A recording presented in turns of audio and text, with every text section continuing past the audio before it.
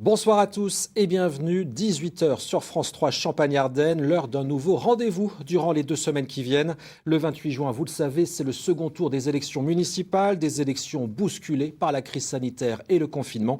Alors France 3 tente de redonner toute sa place à la démocratie en organisant des débats. Et le premier est consacré ce soir à Châlons-en-Champagne, ville-préfecture de la Marne. Durant 40 minutes, nous allons donner la parole aux candidats. Mais d'abord, vous allez découvrir les résultats du premier tour.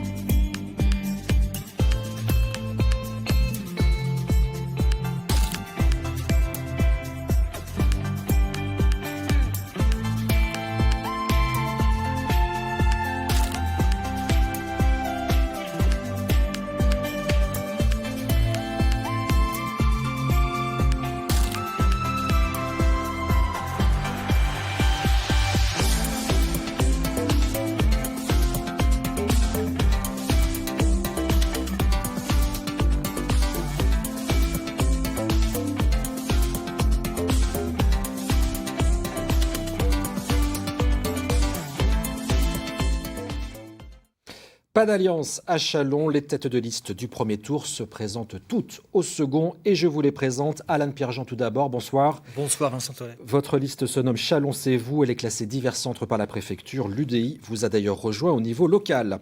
Dominique Vattel, bonsoir. Bonsoir. Vous êtes conseiller municipal communiste et à la tête d'une liste investie notamment par le PCF et la France Insoumise. Son nom, les Châlonnais Ensemble à gauche. Rudy Namur, bonsoir. Bonsoir.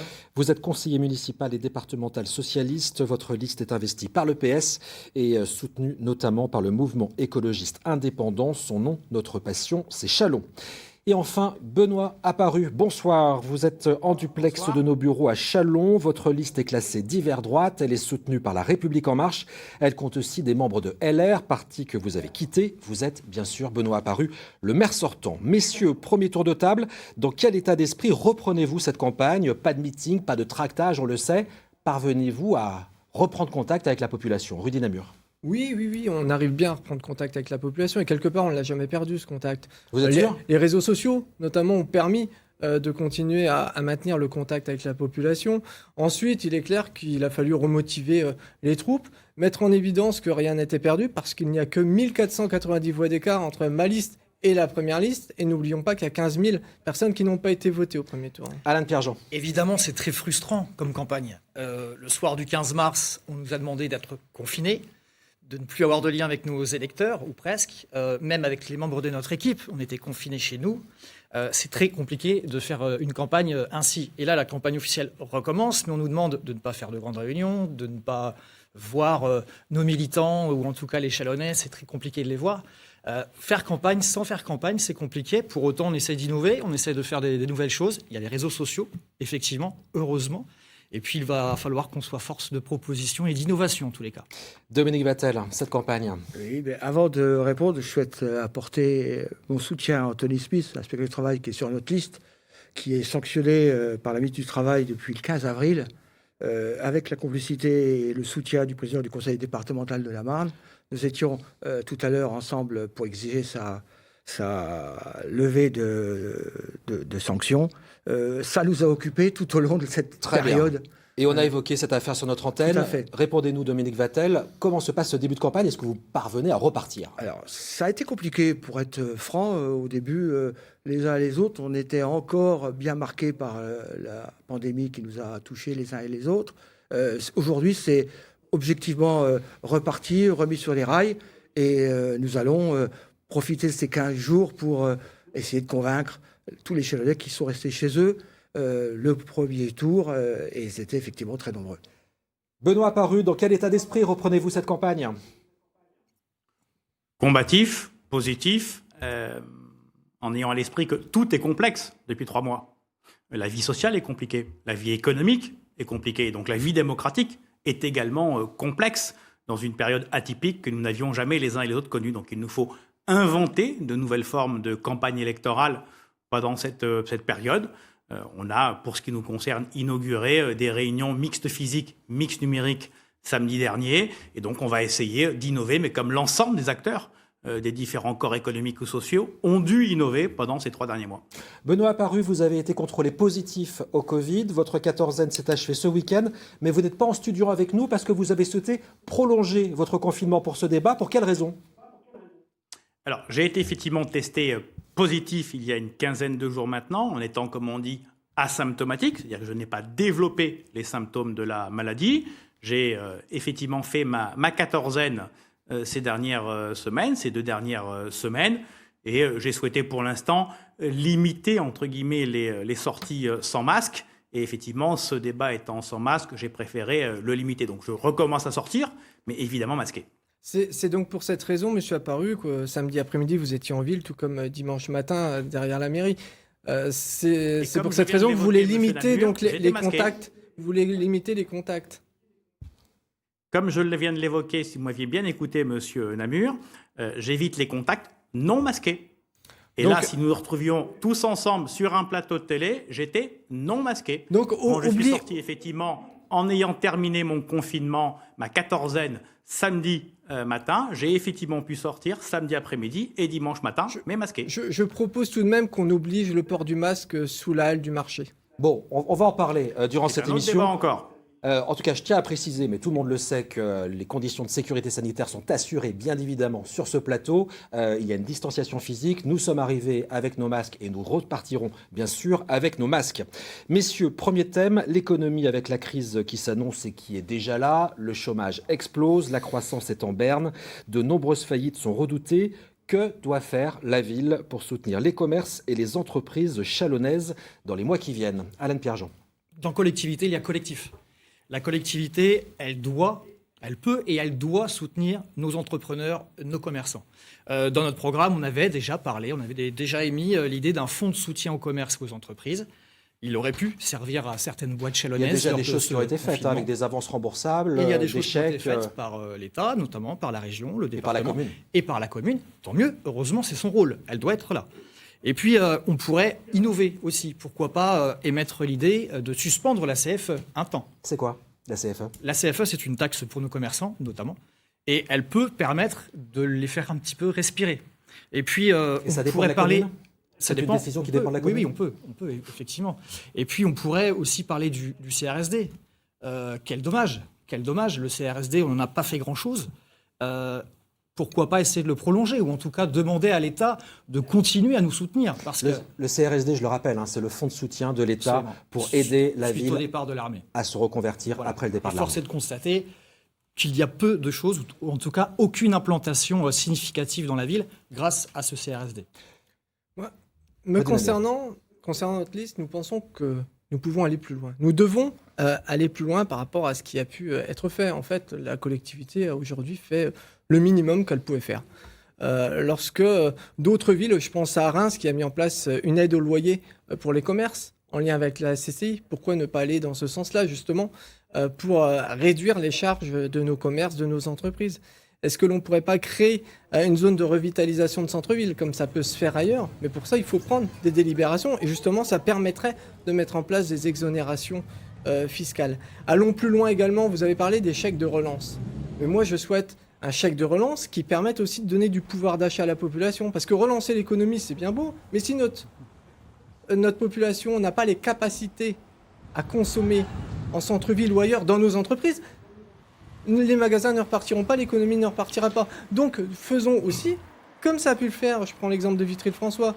À Vitry-le-François, vous achetez un chèque de relance, vous aviez le double qui était offert. Je le précise, le chèque de relance, c'est par exemple acheter 16 €, un chèque qui a une valeur de 20 €, ce qui intéresse tout le monde. À Chalon, c'était 6% de gain, à Vitry, c'était 100%. Et juste quand même, pour conclure, le CRSD il va être reconduit, c'est certain, peut-être réorienter les crédits effectivement vers nos entreprises.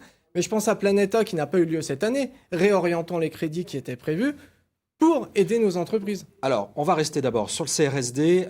Bien sûr, Dominique Vattel, je vais vous donner la parole, mais je voudrais que le maire sortant, Benoît Apparu, s'exprime à ce propos. Est-il envisageable, Benoît Apparu, d'utiliser les crédits restants du CRSD pour aider les commerçants suite à cette crise ? Alors, premier élément, le CRSD, nous avons demandé, et évidemment pendant cette période, sa prolongation. Et donc, nous avons évidemment écrit aux différents ministères concernés pour qu'il soit prolongé d'au moins la durée qui a été celle du confinement. Premier élément de réponse. Deuxième élément de réponse, vous savez que le CRSD, ce sont des crédits d'État, des crédits de la collectivité, des crédits de la région, qui sont utilisés à destination du monde économique. Alors j'entends bien que rien n'a été fait avec le CRSD, c'est d'ailleurs pour ça qu'on a dû créer pas loin d'1 millier d'emplois. J'imagine que ce n'est pas suffisant et que c'est rien du tout. En prévisionnel, rappelez-vous le débat. Mais j'imagine que pour ceux qui ont eu un emploi créé, qui ont eu de l'activité économique aidée et subventionnée par le CRSD, ça a représenté beaucoup. Alors, est-ce qu'on peut reconvertir le CRSD pour sortir de la crise ? Et évidemment, c'est ça la proposition que nous avons faite à nos partenaires et notamment à l'État pour que le CRSD soit fléché en termes de relance économique. Pour l'instant, nous avons créé 2 dispositifs, la ville et l'agglomération. Un dispositif plutôt dédié à la période de confinement pour aider les entreprises en matière de trésorerie à passer ce cap de la fermeture. Et puis un dispositif de relance de l'activité économique pour pousser les consommateurs à aller consommer dans des commerces locaux avec ce bon d'achat, ce chèque relance qui est grosso modo, vous avez un chèque d'une valeur faciale de 25 € et vous ne le payez que 20 €, donc vous avez un gain de 25% de pouvoir d'achat. Notre idée, c'est de faire bien du pouvoir d'achat pour aider à la relance économique. Je suis très heureux que nos amis de Vitry-le-François aient calqué notre dispositif. Monsieur Apparu. Je pense simplement qu'il faut éviter l'effet d'aubaine. Dominique Vattel. 3 séries de propositions. La première, j'avais demandé pendant le confinement qu'on liste tous les petits travaux que l'on puisse faire tout de suite sans procédure trop longue afin de pouvoir mettre au boulot les entreprises locales. Je ne sais pas si ça a été fait, mais si ça a été fait, dès le mois de juillet, on pourrait faire comme cela. Deuxième série de propositions, c'est le soutien exceptionnel, massif, plus important encore que d'habitude à toutes nos associations et pas uniquement les caritatives, même s'il y a déjà eu, Chalon peut le faire aussi, s'il y a déjà eu des personnes en difficulté supplémentaire, plus de 200 personnes au Resto du Cœur. Et puis, troisième série de propositions, c'est pour le pouvoir d'achat, au moins pendant un temps limité, si ce n'est plus longuement ce qu'on souhaiterait, c'est la gratuité de toute une série de services, transports, périscolaires, moratoires sur les loyers, etc., de façon à ce que les personnes chalonnaises puissent dépenser un peu d'argent sur place, parce que je pense que s'ils avaient du liquide en plus, elles ne le mettraient pas à l'étranger. Deux remarques. Pour revenir, le CRSD, s'il a été prolongé, c'est parce qu'on ne savait pas l'utiliser conformément à ce qui avait été prévu. Théoriquement, il devait s'achever cet été. Il devait s'achever. Il y a eu une période de confinement, acceptez-le quand même. Non, mais même l'année dernière, on s'en souvient des négociations parce qu'on s'interrogeait si on était en capacité d'utiliser correctement le CRSD par rapport à notre territoire. Deuxième point, direct trésor. Aujourd'hui, on a combien d'entreprises qui ont été éligibles? On doit être à une petite vingtaine. Direct trésor, je le précise. C'est l'avance de trésorerie pour nos entreprises. 5 000 € 5 000 remboursables. S'il y a aussi peu d'entreprises qui sont éligibles, peut-être que le dispositif ne correspond pas tout à fait aux attentes des professionnels. Il y a même des restaurateurs qui ont fait appel. On leur a dit non, vous, c'est pas la peine parce que vous êtes déjà dans une situation compliquée. Donc là, on leur met encore plus la tête sous l'eau. Donc peut-être qu'il faut avoir une réflexion pour réorienter et réorganiser justement cette aide aux entreprises. Mais Deux choses tout de même que cette crise a prouvé, deux choses positives que cette crise nous a prouvé. L'aéroport de Vatry, pour les plus sceptiques, aujourd'hui, on peut enfin leur dire que cet aéroport est une aubaine, est une chance pour notre ville, à moins de 24 km de notre ville. Il faut l'aider à se développer. C'est Chalon qui en sortira grandi, j'en suis certain. Et puis, ça nous a prouvé aussi que ce qu'on croyait écrit, figé, on peut le bouger. Par exemple, les terrasses de café Place de la République. Elles avaient une certaine surface. Aujourd'hui, d'un coup de baguette magique, on a pu les élargir. C'est suffisant ce Allons qui a été plus fait loin. au niveau des Allons plus restaurateurs? loin, d'accord, mais ça prouve bien Non, que... non, c'est la question que je vous pose. il Est-ce faut- que c'est suffisant ce qui a été fait? On peut encore aller plus loin. On peut piétoniser complètement Piétonisons, la place de la végétalisons. République. J'ai Mais proposé je la veux en revenir. Attendez, j'ai Attendez, pas Attendez, fini. laissez finir le Père Jean et Monsieur Vattel, on va vous écouter, c'est promis. Et après, on reviendra vers Benoît Apparu. Toujours est-il que cela prouve bien que lorsqu'on apporte un petit peu de souplesse, et c'est nécessaire pour nos entrepreneurs et nos commerçants, il faut apporter un petit peu de souplesse, laissons-les travailler tranquille et poussons avec eux. Juste sur Vatry, si je peux me permettre, Vatry, c'est quand même l'outil qui nous a permis de répondre à la fameuse pénurie de masques, n'en déplaise à Monsieur Apparu, mais Vatry nous a permis d'alimenter le pays sur les masques. Oui, c'est une chance pour l'aéroport. C'est une chance pour paradoxalement, l'aéroport, bien parce entendu. qu'il a été mis en lumière. Pour Dominique rester Vattel. sur Vatry, je rappelle notre proposition d'y faire un centre de formation nationale des métiers de l'aéronautique que nous avions proposé lors du premier tour. La piétonisation de la place de la République, c'est une proposition qui est dans différents programmes, je crois, et dans le nôtre. Je l'ai proposé d'ailleurs au dernier conseil municipal en souhaitant que ce soit un débat de second tour, parce que c'est effectivement Tout à fait. l'élargissement des terrasses donne déjà une toute autre allure à notre Et place cela peut être fait centrale. temporairement jusqu'à la fin de l'été, par complètement. exemple. Nous Tout à sommes fait. précisément dans le débat du second tour. Benoît Apparu est avec nous en duplex de Châlons-en-Champagne. Benoît Apparu, une réponse là-dessus, s'il vous plaît. Piétonisation de la place de la République. Et puis, au-delà, sur cette question de l'adaptation du dispositif aux commerçants, est-ce qu'il faut aller plus loin? Est-ce qu'il faut faire autre chose? On vous écoute. Alors, je rappelle qu'on a, sur le plan économique, pour l'instant, à ce stade, 2 dispositifs. Un dispositif de trésorerie, où effectivement, peu d'entreprises ont été éligibles. Pourquoi? Tout simplement parce que les fonds d'État ont été, eux, largement utilisés par les entreprises, et tant mieux d'ailleurs. Et ce dispositif qui avait été construit avec la région est un dispositif de filet de sécurité pour ceux qui n'avaient pas accès au dispositif de l'État. S'il n'est pas utilisé, c'est plutôt une bonne chose. Première réponse. Deuxième élément de réponse, nous avons fait ce chèque relance. Ce chèque relance marche très bien. Nous sommes, à l'heure où je parle, à 800 000 euros d'achat de chèque relance. Je rappelle que l'objectif qu'on s'était fixé, c'était 1 million d'euros. On va largement y arriver dans les jours qui viennent. Et donc, ce dispositif marche bien. Est-ce que c'est suffisant? La réponse est évidemment non. Ça, ce sont des dispositifs que je vais qualifier d'urgence pour aider à la trésorerie, pour aider à la relance. Ensuite, il nous faut un troisième étage de la fusée qui sera le plus massif, qui est un plan de relance multisectoriel pour effectivement aider les entreprises et toutes les Quoi entreprises concrètement? à récupérer des chiffres d'affaires. Ce sera quoi Je ce plan de crois relance beaucoup en plus 2 mots? pour ce qui me concerne. Je crois beaucoup plus pour ce qui me concerne à un plan de relance plutôt qu'à des suppressions de fiscalité. Pourquoi? Parce que la suppression de fiscalité signifie 2 choses. 1, que vous supprimez le chiffre d'affaires des collectivités locales qui donc à ce moment-là ne peuvent pas faire de plan de relance puisqu'elles n'ont plus d'argent qui rentre. Et 2, parce que vous avez malheureusement de l'effet d'aubaine. Quand Benoît vous Apparu. supprimez une fiscalité, vous êtes obligé de la supprimer pour Monsieur Apparu, toutes les entreprises et pas simplement pour celles qui en Monsieur ont besoin. Apparu, c'est votre vérité, mais c'est pas forcément la réalité. L'un n'empêche pas l'autre. C'est mon point de vue, Non, oui, effectivement, c'est je vous votre confirme, vérité, mais c'est mon une point de nouvelle vue. fois, mais pas la réalité. Quand vous expliquez qu'il n'y avait pas les fonds de l'État, en attendant, il y a quand même des entreprises locales qui ont fait appel à Direct Trésor et allez lire les comptes rendus du fameux comité Théodule qui donne son avis, une sorte de grand jury qui donne son avis sur qui a le droit de mourir ou qui a le droit de vivre. Allez voir, c'est clairement marqué, un tel, oh bah sa situation elle est précaire, on va pas l'aider. Donc on lui met encore une fois la tête sous l'eau. Moi je suis désolé, quand on est une collectivité, on est là pour accompagner et protéger. On va rester là-dessus sur ce débat. Mais Monsieur Namur, Ouais. vous avez En raison. quelques mots, s'il vous plaît, On a Benoît Apparu. effectivement, Monsieur Namur, vous avez raison. Dans le cadre du fonds direct trésorerie, nous avons refusé un certain nombre d'entreprises. Pourquoi? Parce que dès le départ, avec la région, le dispositif que nous avions envisagé, c'était quoi? C'était de dire les entreprises qui ont un trou d'air économique lié à la crise du Covid, il faut effectivement les soutenir, les aider et leur apporter la trésorerie. Et les entreprises qui, avant Covid, étaient malheureusement, et ça existait avant le Covid, en situation fragile, pour ne pas dire difficile, et qu'elles aient fermé leurs portes, c'était effectivement pas dans ce Monsieur cadre-là Apparu, qu'il fallait les aider. vous êtes déjà très On les en aide avance. dans le cadre du Covid et du confinement qui ferment leurs portes, mais celles qui étaient déjà malheureusement en très mauvaise situation avant le Covid, les aider pendant cette période-là, c'est pas Monsieur leur filer un Apparu, coup de main, bien au contraire. Monsieur Apparu, vous êtes en duplex, c'est très difficile de vous arrêter. Vous êtes vraiment en avance. Attention, le temps de parole est contrôlé sur cette Je émission. me tais. Benoît Apparu parle d'un plan de relance. Vous y pensez aussi, Dominique Vattel?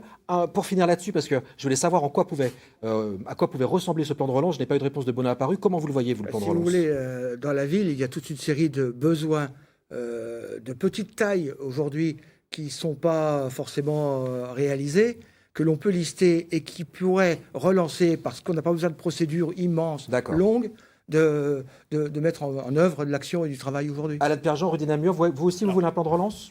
Oui, c'est une nécessité, mais au-delà du plan de relance pour les entreprises et pour les commerçants, il faut aussi penser aux associations d'aide aux plus démunis qui ont été terriblement marquées pendant ce Covid, qui ont prouvé une nouvelle fois que beaucoup de Chalonnais étaient en souffrance. Ces associations sont vraiment en flux tendu, que ce soit dans le matériel, que ce soit économiquement. C'est pourquoi il faut une subvention exceptionnelle et une aide matérielle à ces associations. Plan de relance économique et social. Et social, je le répète, 21% des habitants vivent sous le seuil de pauvreté.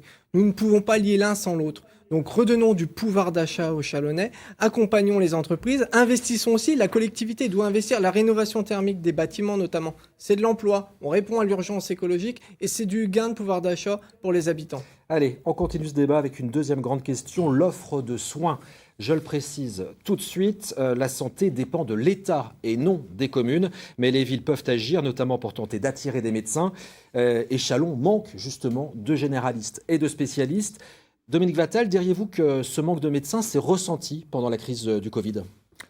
Les professionnels de santé, à quelque niveau qu'ils étaient, ont fait face.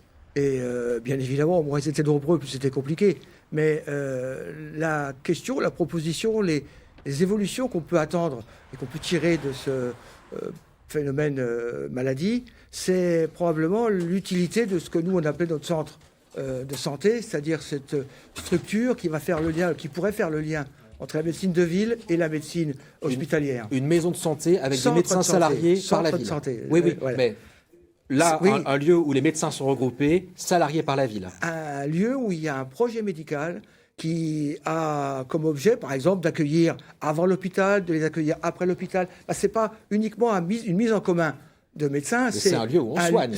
Évidemment, c'est un lieu où on a mis en commun toute une série de professionnels parce qu'il y a un projet de santé à tenir sur la ville. Rudy Namur, votre avis sur... Il y a un vrai problème, insuffisance de l'offre de soins et mauvaise répartition de l'offre de soins. Nous aussi, on a pour ambition, on l'avait dès le premier tour, de mettre en place une sorte d'antenne avancée de l'hôpital de Châlons, en centre-ville de Châlons, pour répondre quelque part à la bobologie, de manière justement à filtrer les cas des personnes, des patients qui ont des difficultés. Un bus?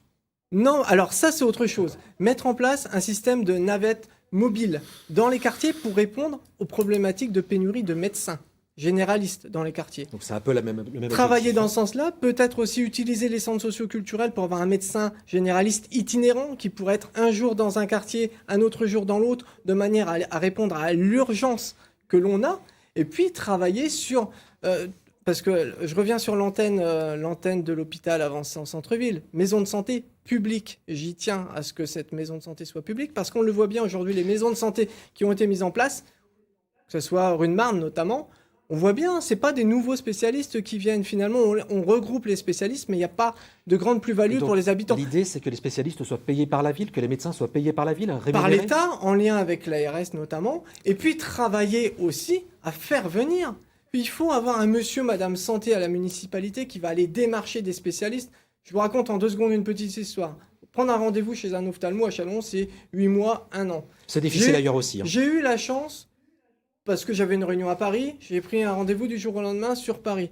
La spécialiste, je lui dis, c'était en Seine-Saint-Denis, je lui dis, jamais on est venu vous démarcher pour venir sur un territoire où il fait bon vivre. Elle m'a dit non. Eh bien, travaillons aussi dans ce sens. Allons démarcher des spécialistes en mettant en place des plateaux techniques sur notre territoire. Alain Pierjean. Je voulais revenir, moi, sur l'hôpital. L'annonce d'un hôpital flambant neuf. On attend de voir. Est-ce que cet hôpital, ce sera plutôt des rustines, un coup de peinture puisque des effets d'annonce, on en a déjà eu beaucoup avec une prison qu'on attend encore. L'hôpital va être rénové dans les 3 ans qui viennent. Oui. Quelle est votre crainte? Mais ce n'est pas un hôpital flambant neuf, comme on dit. Et puis, il y a urgence avant. Je rappelle que depuis 3 ans, dans un certain service à l'hôpital, il n'y a plus d'internes. Il n'y a plus d'internes. Donc, s'il n'y a déjà plus d'internes, ça veut dire qu'il n'y aura pas de spécialiste qui va s'installer après en ville. Dans le même service où je vous parle, où il y a 0 interne, dans le même service à Reims, il y en a 6. Pourquoi 6 à Reims, 0 à Châlons? Parce qu'on n'est Mais pas force de proposition qu'est-ce que et peut parce faire le maire qu'en tant là-dessus que maire, on est d'office président du conseil de surveillance de l'hôpital. Oui, mais on n'est pas décisionnaire de ce qui se On n'est passe à pas l'hôpital. décisionnaire, mais on est un poids important. Et lorsque les négociations arrivent avec l'ARS, on se doit de défendre son hôpital. Pour autant, il faut encore assister aux réunions du conseil de surveillance. Comment on fait pour attirer des médecins en ville, selon vous? Vous aussi, vous croyez aux maisons de santé? Alors déjà, il faut en créer. C'est pourquoi nous, on avait l'idée de 3 maisons de santé à Châlons. 3 ou plus? 3. Rive gauche, à la Vallée-Saint-Pierre et au Verbeau. C'est une de nos propositions. Je sais que monsieur Apparu, lorsque j'ai évoqué cette idée-là lors du premier débat, il faisait plutôt la moue. Je suis plutôt rassuré de voir que c'est une bonne idée, puisque nous avons vu et constaté qu'un courrier avait été envoyé aux professionnels de santé le 10 mars, 5 jours avant le premier tour, reprenant à peu de choses près nos idées. Donc c'est parfait. Un centre de santé, c'est public ou comment ça s'appelle, chercher de faire des bénéfices. Et une maison de santé, c'est un groupement privé. Ça n'a rien à voir. On a eu une proposition supplémentaire entre les deux tours. On a été sollicité par un médecin du Mont-Héry pour faire une maison de santé dans le Mont-Héry qui servirait également à la zone industrielle de Saint-Martin. Mais ça, c'est autre chose. Ce sont des gens qui se mettent en commun pour gagner un peu de sous sur les... Il n'y a pas de plus-value pour l'administration. Et ça n'a pas c'est intéressant parce que les médecins restent là quand même, ils sont contents. C'est mieux qu'ils restent là qu'à ce qu'ils partent. Mais un centre de santé, c'est un projet, c'est un modèle économique. En tant que tel, c'est pas la ville qui la paye, c'est les assurés sociaux. Enfin, c'est pas quelque chose, une dépense supplémentaire. Benoît Apparu, cette idée portée par Dominique Vattel et également par Rudy Namur, si j'ai bien compris, de centre de santé avec des médecins salariés. Est-ce que ça vous paraît être une option pour répondre à la pénurie de médecins? Réponse, de mon point de vue, non. Je précise bien de mon point de vue avant qu'on m'accuse d'avoir des vérités toutes faites. De mon point de vue, non. Nous avons un système de santé français qui repose sur 2 piliers. Le pilier de la médecine libérale, entre guillemets, celle qui est qualifiée depuis quelques instants de privée, et qui s'occupe principalement de ce qu'on appelle la médecine de ville. Et de ce point de vue-là, notre projet, c'est effectivement de poursuivre l'installation des maisons médicales. Il y en a une à Saint-Martin-sur-le-Pré, elle a ouverte. Il y en a une en centre-ville, elle est ouverte. Et les négociations concernant notamment Rive-Gauche et Verbeau sont engagées depuis très longtemps et pas simplement 3 jours avant le premier tour, comme on vient de nous l'indiquer à l'instant. Deuxième pilier de la médecine française, c'est l'hôpital public. Et donc on a bien une médecine publique d'un côté, hôpital, et puis une médecine libérale privée de l'autre, en ville. Et concernant l'hôpital, le projet qui a été validé officiellement par l'Agence régionale de santé est un projet de reconstruction de l'hôpital de Châlons pour 70 millions d'euros. 70 millions d'euros, ça commence à faire des très grosses rustines à 70 millions d'euros. Est-ce que cette rénovation va s'accompagner de coupure du nombre de lits, Benoît Apparu? Pour l'instant, cette décision-là n'est pas encore prise, puisque vous n'aurez pas manqué de voir qu'avec ce qui s'est passé sur le Covid, les suppressions de lits qui accompagnaient traditionnellement les reconstructions d'hôpital sont en train d'être revues. Dominique Et puis, Vattel. pour vous prouver que ce n'est pas juste des rustines et que ce n'est pas juste quelque chose d'hypothétique, allez actuellement sur le site de l'hôpital et vous verrez d'ores et déjà pour l'EHPAD de l'hôpital, qui est en gros une des 2 parties vous êtes du très projet en avance, que nous avons, Benoît Apparu. vous avez d'ores et déjà les grues qui sont en train de faire les travaux. Bien Ce noté. n'est pas quelque chose d'hypothétique. Allez. Là, c'est près de 25 millions d'euros de travaux qui sont d'ores et déjà commencés. Pas Allez. qui vont commencer. Merci Les l'État, quand grues même. sont sur place. Allez, Dominique Vattel. Oui, je vais mettre à jour les fiches de monsieur Apparu. Aujourd'hui, C'est gentil. seulement 2 étudiants en médecine qui sortent de la formation veulent être dans le privé. Tous les autres veulent être salariés. C'est leur aspiration. C'est une réponse, c'est une nouvelle méthode d'accès à la pratique de la médecine. Aujourd'hui, les étudiants de médecine veulent être ou en maison de santé ou en centre de santé ou Avec veulent des être horaires salariés. peut-être plus Être respectables. salariés, Santé privée. les métiers se en maison de féminisent santé privée, et ils vous ne avez souhaitent plus pleinement non raison. plus travailler tout le temps comme c'était dans le passé. Et puis, c'est un nouveau service Et aussi donc, apporté aux habitants. La médecine de ville doit se rassembler et on doit trouver d'autres méthodes pour qu'il y ait la permanence des soins. Parce que la permanence des soins à Châlons, et malheureusement pas qu'à Châlons, mais à Châlons au moins autant qu'à l'heure, elle n'existe plus. Cherchez un médecin le samedi soir, vous allez avoir, vous êtes obligé d'aller aux urgences. On voit là que c'est un vrai enjeu de Mais non, campagne. mais c'est Un mot vrai- pour finir. C'est un vrai sujet, parce que la permanence des soins, quand on parle avec des personnes âgées qui habitent le quartier Schmitt, qui ont vu tous leurs médecins partir, même si c'est à Saint-Martin et que c'est à côté, eh ben pour eux, c'est une difficulté supplémentaire, surtout si elles sont à mobilité réduite. Donc, à nous de travailler, de mettre en place ces antennes ici et là.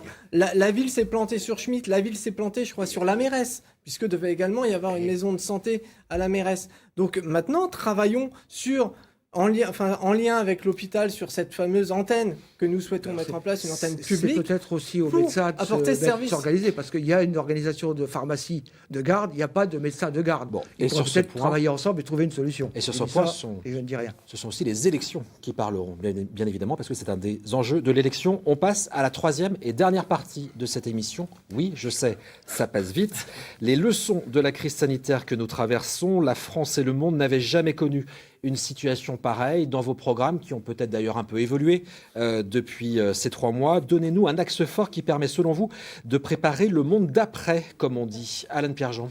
Alors tout d'abord, je voudrais revenir sur ce qu'on a appris de cette crise. En termes de santé, je reviens sur la santé, désolé, mais c'est aussi une leçon de cette crise. Il est important de prévoir. Gouverner, c'est prévoir, comme on dit. C'est pourquoi nous nous engageons à faire un stockage de 100 000 masques à la ville de Châlons en cas de future pénurie et épidémie. Des masques comme ça, made in France, évidemment, travaillons sur le local, faisons travailler nos commerçants, n'achetons pas nos masques en Chine, évidemment. Et à plus long terme, parce que le monde d'après, on pense le monde environnement éventuellement, c'est on pense long terme. Le monde d'après, c'est un terme qui est arrivé comme ça. Moi, j'ai un peu peur. Quel monde d'après ? Est-ce que le monde d'après, c'est les violences, c'est le racisme, c'est ce que l'on voit là dans les médias depuis ces quelques jours, la pollution qui reprend avec les gants par terre, j'en appelle à la civilité de chacun. Est-ce que c'est ça le monde d'après ? On a tous cru prendre des leçons pendant ce confinement imposé, mais c'est reparti très très fort là, le monde d'après. Dominique Vattel, un axe fort que vous allez développer si vous êtes élu. Notre proposition forte, c'est celle du premier tour, à savoir dépenser plus, emprunter plus pour investir plus. Mais ça, c'est pas nouveau, puisqu'on le disait déjà avant mars. Mais je profite de la référence au masque, parce qu'on a eu un débat assez rigolo à la ville de Châlons. M. Appareil nous a expliqué qu'il n'y avait jamais eu de pénurie de masques en France. Alors, il va vous répondre très vite là-dessus. Oui, s'il vous plaît, Benoît Apparu, en 10 secondes, une réponse à ce propos, parce qu'il faut vraiment qu'on avance dans l'émission sur cette question de la pénurie de masques que vous auriez évoquée en conseil municipal vendredi. Je vais simplement préciser en conseil municipal que les mots avaient un sens. Quand vous prenez le dictionnaire et que vous regardez quelle est la définition du mot pénurie, la pénurie, ça signifie qu'il n'y aurait pas eu un seul masque en France, nulle part, pendant plusieurs semaines. Ça n'a pas été le cas. Il y a eu des tensions, des difficultés, bien évidemment, mais la pénurie, c'est un autre terme. On peut refaire le débat du conseil municipal. Puisque nous sommes responsables politiques les uns et les autres, d'utiliser les mots pour ce qu'ils signifient et pas pour autre chose. Monsieur le professeur, j'ai regardé dans le dictionnaire de la langue française.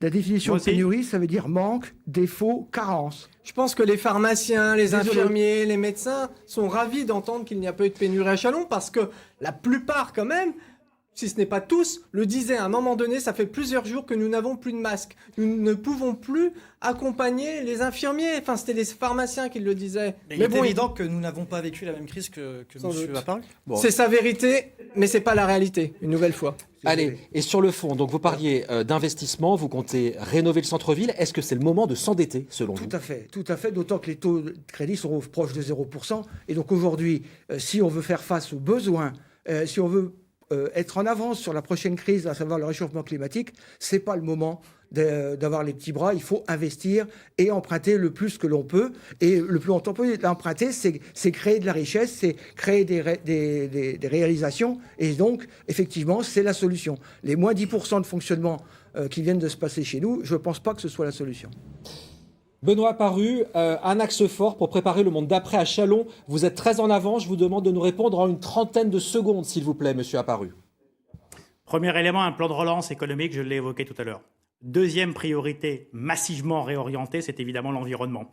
Et donc, on a concentré notre projet pour les 6 années qui viennent sur l'économie, l'environnement. Et le tout avec du sérieux budgétaire, parce que vous ne financerez pas ni l'économie, ni l'environnement sans sérieux budgétaire. Parfait. Rudy Namur. Un grand plan économique et social. Accompagner, aider les entreprises et surtout être aux côtés des familles qui auront un problème de pouvoir d'achat. Nous ne pouvons pas les laisser, nous ne pouvons pas laisser le taux de pauvreté grandir à Châlons. Ça veut dire quoi ? Ça veut dire qu'on va faire la gratuité ciblée des bus. Ça veut dire qu'on va mettre en place une tarification négociée de l'énergie pour leur faire gagner encore du pouvoir d'achat. Il faut aller plus loin encore, la gratuité des cantines jusqu'à la fin de l'année pour permettre aux familles d'avoir encore plus de pouvoir d'achat. Et puis, il faut investir. Il faut investir, je pense, à la rénovation thermique des bâtiments, on en parlait, rénover nos écoles pour que nos enfants soient dans un cadre de vie encore meilleur. Des cadres de vie avec des cours d'école rénovés, végétalisés, ombragés. Transformer la place de la République, on l'a parlé tout à l'heure, ça fait aussi partie de notre projet, l'ombrager, la végétaliser, rendre de la vie. Ce qui est certain, c'est que Pierre-Jean. cette relance Madame. doit être pensée en vert et non en gris. Les mobilités douces, avec un vrai circuit sécurisé pour la mobilité, avec notamment, nous on propose une prime de 100 € pour l'achat d'un vélo électrique ou d'une trottinette électrique. Et puis il faut penser écologie, économie, l'économie verte. Allez, messieurs, c'est la fin de ce débat. Vous disposez chacun de 45 secondes pour vous adresser aux Chalonnaises et aux Chalonnais. À quoi vous engagez-vous ce soir face à eux? Benoît Apparu, on vous écoute 45 secondes, s'il vous plaît. Alors, je n'aime pas ce type d'exercice. Je n'aime pas l'idée d'avoir un seul engagement qui résume tout, parce qu'un projet, c'est d'abord quelque chose de global et de cohérent. Ce à quoi je m'engage, c'est au sérieux, à la crédibilité, à la modération, pour éviter toutes les formes d'excès que nous pouvons vivre dans une campagne électorale et que l'on vient de vivre avec l'ensemble des mesures qu'on vient de nous présenter il y a quelques secondes. Et puis, un deuxième élément, c'est de continuer sur un axe qui me paraît essentiel. Le maire, il a un double rôle. Un rôle du quotidien et un rôle du très long terme. Et il faut bien préparer ces deux sujets-là.